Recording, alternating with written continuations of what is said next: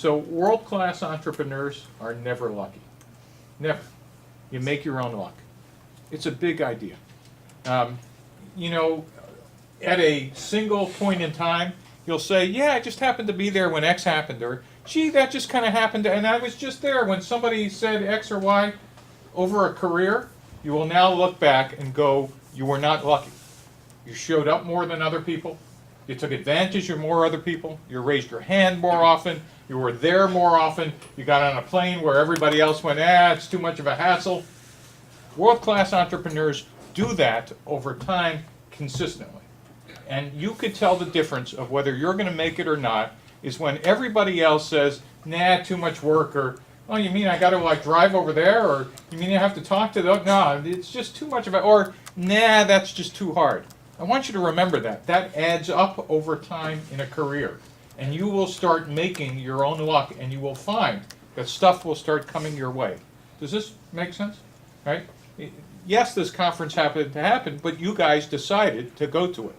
Somebody like gave you a little hint that perhaps you needed to do that, but my point is, don't ever think luck happens to other people. And I want you guys to understand the distinction between standing there waiting for direction versus making your own direction by making it happen. So just as an aside, keep going, guys. This is good. Well, we thought these guys would know this big problem, so it existed. It was just,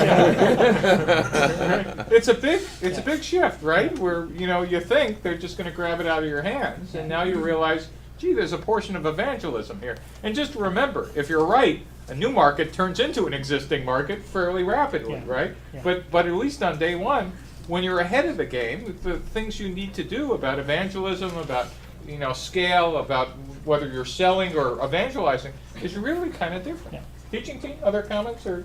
So quickly add to that getting the people you're talking to as your customers to be talking about this problem itself is part of your journey now. Yeah. As Steve's point, getting that message out there and making your company solution part of the conversation at all the conferences 6 months and a year from now is a critical thing to do. If you do it, you're of course well pleased to take advantage of it.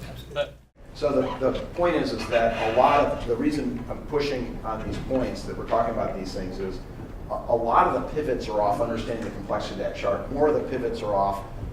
There's some complexity. The market's not penetrable.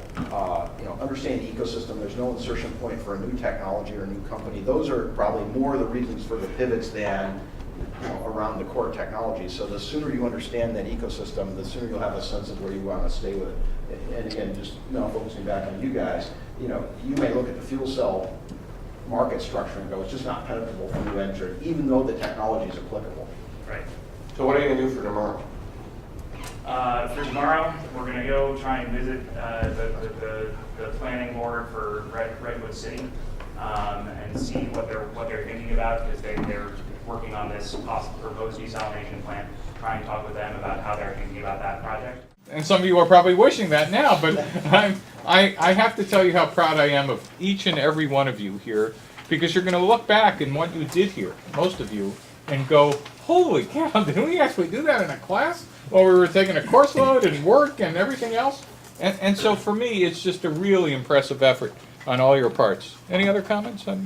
Yeah, I'm guessing for some of you this was the hardest class you might have taken, and that's the intent. Because as hard as this class might have been, it's so much easier than when you get out and do it for real. So the laboratory was a sort of a safe place to stretch your muscles and see if this fits. And for a lot of you, I think it does.